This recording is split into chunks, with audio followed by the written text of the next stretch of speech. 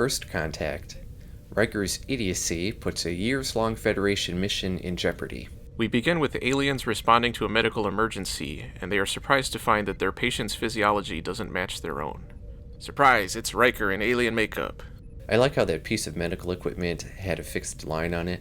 I did think it was a refreshing opening, not having a captain's log or something. I thought it would be very difficult to do things with their hands because they don't really have separate fingers, but all their equipment and computers looked like it still had small keyboard keys and stuff. When Riker wakes up, he tells them that his abnormalities are a result of genetic defects, but they don't quite believe him. And they end up taking his phaser too. I like how at one point they say, "Cordon off the wing. I want security on his door 29 hours a day, and I want this kept quiet."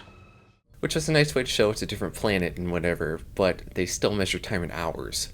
Then we cut to a meeting of some of the aliens discussing their first attempt at warp travel, and they are arguing about whether or not it's a good idea.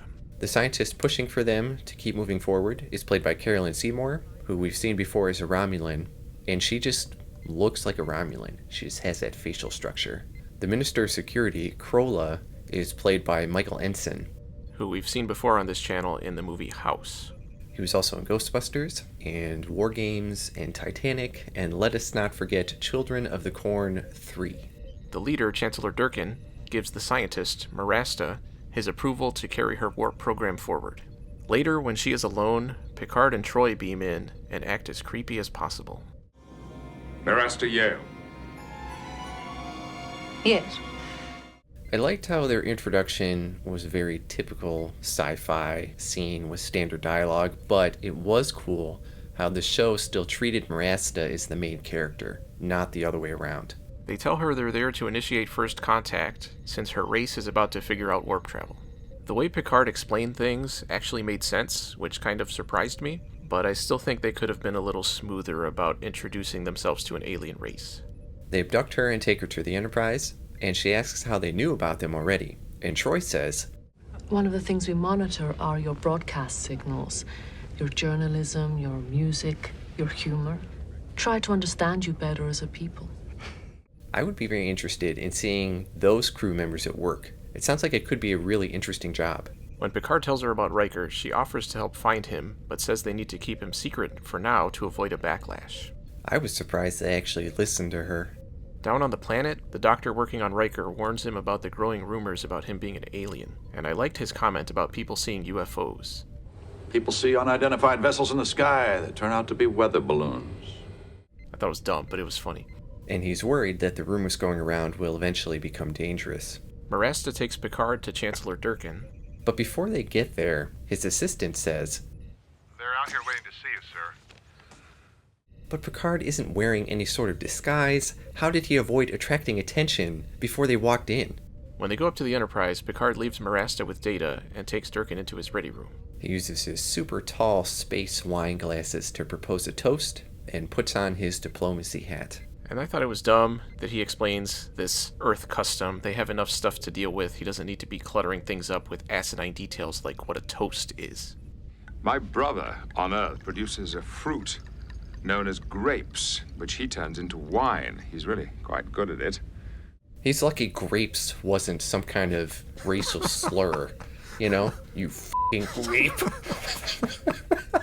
Durkin brought up some excellent points in his skepticism, though, and I thought it was a very realistic conversation. Picard tries to allay his fears by saying he'll do things as Durkin wishes, but they already have secret operatives down on the planet, and on the part of the audience, we already know that Picard only cares about the Prime Directive when he feels like it. Meanwhile, Riker tries to escape the hospital by tossing a table through a window, which I thought was really funny. He's confronted by a nurse, played by Bebe Neuwirth, who is known for Cheers. I also recognized her from Jumanji and The Faculty. She offers to help him get out. "If you make love to me." I'm not sure why this scene was in the episode. It wasn't a lighthearted episode. And for once, Riker doesn't jump at the opportunity to bang some random woman, alien or not, probably because he's injured. But then he does it anyway. And then we get an incredibly graphic and weird sex scene that I can't believe they aired back in the day.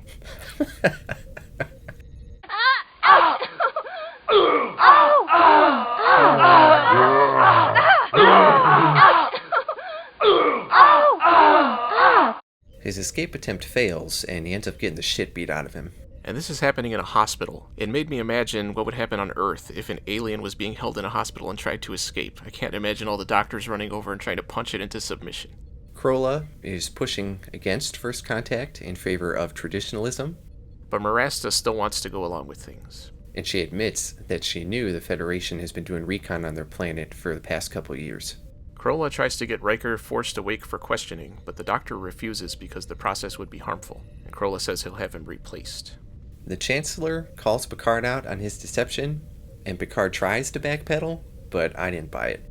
But it would seem that full disclosure after contact would have been in order. In time, there would have been full disclosure. I can only ask you to believe that. But I was surprised that Picard actually admitted that they made a mistake. He also says that their observations showed that this world would likely react much more negatively to alien contact than most others, which seems ridiculous based on the other races we've seen so far and how aggressive they tend to be. Krolla has the replacement doctor force Riker awake to be interrogated. He tells him he doesn't believe that Riker comes in peace. And he makes it look like Riker shot him in order to sway the Chancellor's position. Beverly beams in to rescue Riker, and they manage to stabilize both of them. Durkin tells Picard that he's decided they need to slow down their progress, and he's rejecting his offer. Marasta requests to go with Picard, and he agrees. It would be cool to see her become a new cast member, so I'm sure we'll never hear of her again. First Contact. Overall, exploring First Contact from the perspective of the ones being contacted is a really interesting idea, and seeing the Enterprise crew from others' perspectives is also an interesting idea. However, all the alien characters in this episode were one-dimensional, and their actions and dialogue bordered on cartoonishly simplistic, especially where Krolla was concerned. The Enterprise crew didn't seem to do a very good job of introducing themselves either. It didn't really make sense for these characters to be the ones to initiate contact, given that, as far as we know, they haven't personally been studying this planet. It seems it would have been better to send people who are more actively involved with that, but that didn't honestly bother me that much because it was a cool idea for an episode. But in the end, it felt like a missed opportunity, and more like a fan fiction story written by someone who had a decent idea but didn't know how to develop characters or how to make things happen in a natural way, which would also explain the random alien woman wanting to have sex with Riker. I gave it a C+. I gave it a B+. I liked that the crew was not in control of the situation, and that the episode was not from their point of view. They really had to work to get what they wanted, and in the end, they didn't. We almost never see that. Usually things just work out because. It made this episode really stand out to me. I liked the skepticism from different people on the planet, because too often it seems that everybody unconditionally agrees with the crew regardless of the circumstances. And I liked that when they found out the Federation had been deceiving them, they were pissed and didn't just give the Enterprise a free pass. Riker's dilemma worked to generate the conflict of this episode, but it seemed like only the beginning and the ending parts were necessary, because he was just a catalyst. He wasn't really an actual part of the episode. I truly do not understand the bang fest shoved into the middle of this episode. And of course, no one brings up the fact that he has changed the entire gene pool of this entire culture. Okay, I didn't think about that. What if she is pregnant and has a kid? And that kid has all these weird, genetic defects from humans. What's going to happen then? Sorry, there's like freaking whole fleet of helicopters flying by. Like, I'm not exaggerating, there's like 5 or 6 helicopters. Do they have CBS, Paramount logos on the side and they know we're recording this?